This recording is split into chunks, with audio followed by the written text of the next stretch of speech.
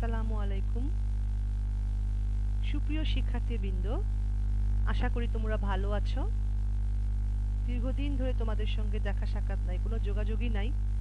তারপরেও অনেক ছাত্রছাত্রী আছে যারা ফোনে যোগাযোগ করে, বিভিন্ন বিষয়ে পরামর্শ চায়। যাই হোক, আমি তোমাদের আজকে ক্লাস নিব ইন্ডাস্ট্রিয়াল রিলেশনস,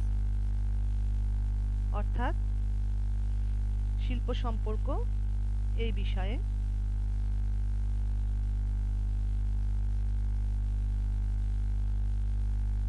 আমার পরিচয়টুকু দিয়ে দিই আগে। তোমরা তো জানোই আমি উম্মে হাবিবা, প্রভাষক, ব্যবস্থাপনা বিভাগ, আদর্শ মহাবিদ্যালয়, দিনাজপুর। তোমাদের শিল্প সম্পর্ক এই বিষয়ের অনার্স চতুর্থ বর্ষের প্রথম অধ্যায়ে এই বিষয়ে আজকে ক্লাসটা নিব আমি।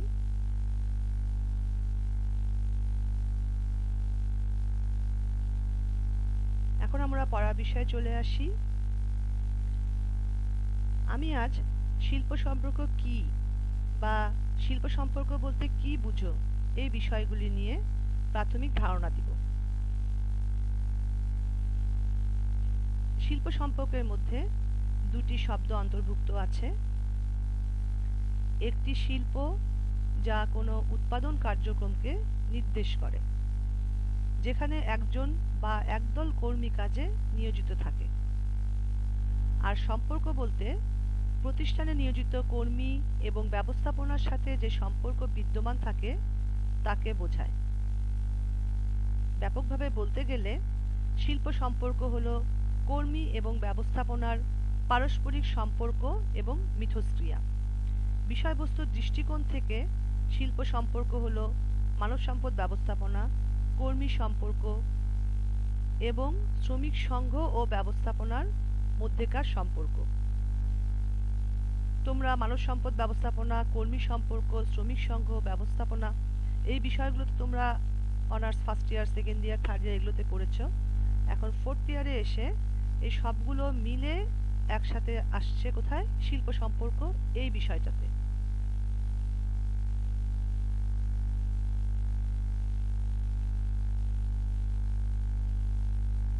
এরপরে আসি শিল্প সম্পর্ক বলতে কি বুঝি এটা জানার জন্য আমাদেরকে জেনে নিতে হবে যে কয়টি পক্ষ শিল্প সম্পর্কের সাথে জড়িত থাকে। আমরা দেখি যে শিল্প সম্পর্কের সাথে জড়িত থাকে একটি মালিক পক্ষ, একটি শ্রমিক পক্ষ, একটি শ্রমিক সংঘ, আর এর বাইরে হচ্ছে সরকার এবং অন্যান্য এজেন্সি।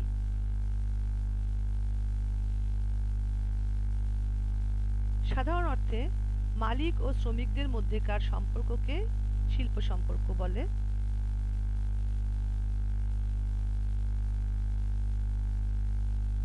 এছাড়াও অনেক সময় দেখা যায় মালিকের সাথে শ্রমিকের, শ্রমিকের সাথে মালিকের, শ্রমিকের সাথে শ্রমিকের, মালিকদের সাথে সরকারের মধ্যেকার যে পারস্পরিক সম্পর্ক সেটাকেও বলা হয় শিল্প সম্পর্ক। আমরা আরেকটু বলতে পারি যে প্রতিষ্ঠানের সাথে জড়িত বিভিন্ন পক্ষের মধ্যেকার পারস্পরিক সম্পর্ক এবং মিথস্ক্রিয়াকে শিল্প সম্পর্ক বলে। একটি প্রতিষ্ঠানের সার্বিক উন্নয়ন সেই প্রতিষ্ঠানের শিল্প সম্পর্কের উপর নির্ভর করে। উত্তম শিল্প সম্পর্ক বজায় রাখা সকল পক্ষের নৈতিক দায়িত্ব।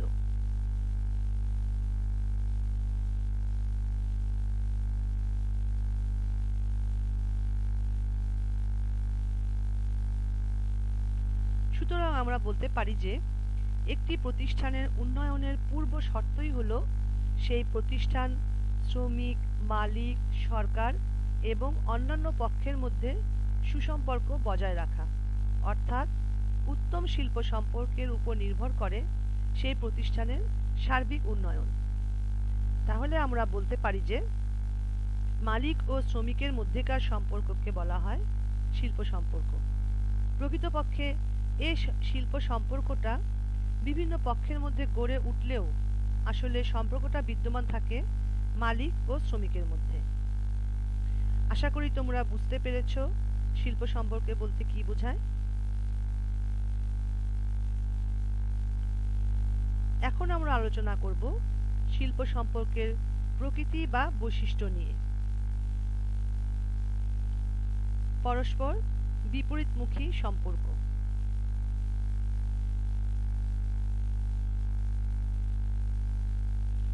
শিল্প সম্পর্কের যে সমস্ত প্রকৃতি বা বৈশিষ্ট্য রয়েছে তার মধ্যে এক নম্বরই হলো পরস্পর বিপরীতমুখী সম্পর্ক, অর্থাৎ শিল্প সম্পর্ক মূলত পরস্পর বিপরীতমুখী। কারণ মালিক ন্যায্য মজুরি না দিয়ে বেশি মুনাফা অর্জন করতে চায়, অন্যদিকে শ্রমিকরা ন্যায্য মজুরি আদায়ে সর্বদা সচেষ্ট থাকে। এটা তো আমরা মোটামুটি সবাই জানি। ফলে তাদের মধ্যেকার সম্পর্কটা হচ্ছে কি বিপরীতমুখী সম্পর্ক।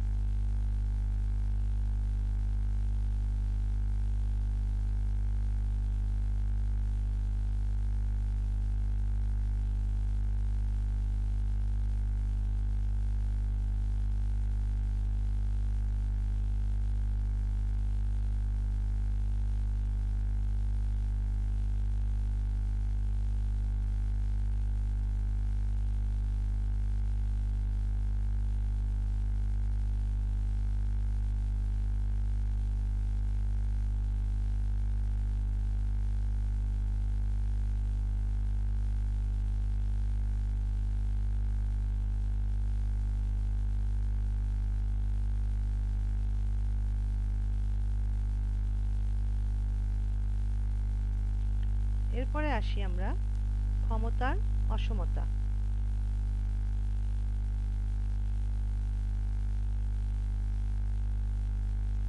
ক্ষমতা অসমতা কি? ক্ষমতা অসমতা হচ্ছে মালিক ও শ্রমিকের মধ্যে ক্ষমতা অসমতা রয়েছে।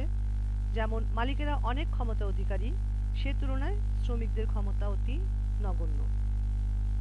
মুনাফা কেন্দ্রিক চিরস্থায়ী দ্বন্দ্ব, অর্থাৎ শিল্প প্রতিষ্ঠানের মুনাফার বন্টনকে কেন্দ্র করে মালিক ও শ্রমিকদের মধ্যে মুনাফার অংশীদারিত্ব নিয়ে একটা সম্পর্ক থাকে। গতিশীলতা, শিল্প সম্পর্ক ও বিভিন্ন স্বার্থ সংশ্লিষ্ট সংঘাতময় পরিস্থিতি এড়ানোই হচ্ছে গতিশীলতা, অর্থাৎ শ্রমিক ও মালিকের মধ্যে যে দ্বন্দ্বগুলো থাকে সেই দ্বন্দ্ব জড়িত যে পরিস্থিতির উদ্ভব হয় সেগুলো এড়িয়ে চলাই হচ্ছে গতিশীলতা। সংঘাতময়, অর্থাৎ শ্রমিকগণ তাদের ন্যায্য অধিকার আদায়ের জন্য যতদিন পর্যন্ত তাদের দাবি আদায় করতে না পারে ততদিন পর্যন্ত শিল্প সম্পর্কটা হয় সংঘাতময়। শ্রমের বিক্রেতা, শিল্প সম্পর্কে শ্রমের বিক্রেতা অনেক, কিন্তু শ্রমশক্তির ক্রেতা তুলনামূলকভাবে কম।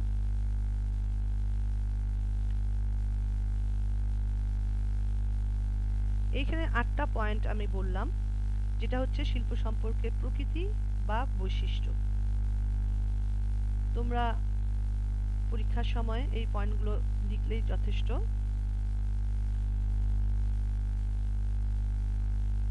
তোমাদেরকে পড়াশোনা নিশ্চয়ই করছো, তারপরও একটু পড়াশোনা আমরা অনলাইনে ক্লাসগুলো দেখলে তোমাদের সুবিধা হবে।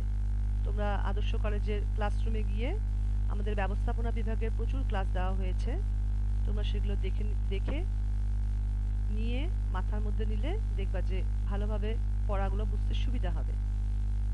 তাহলে আজকে এই পর্যন্তই।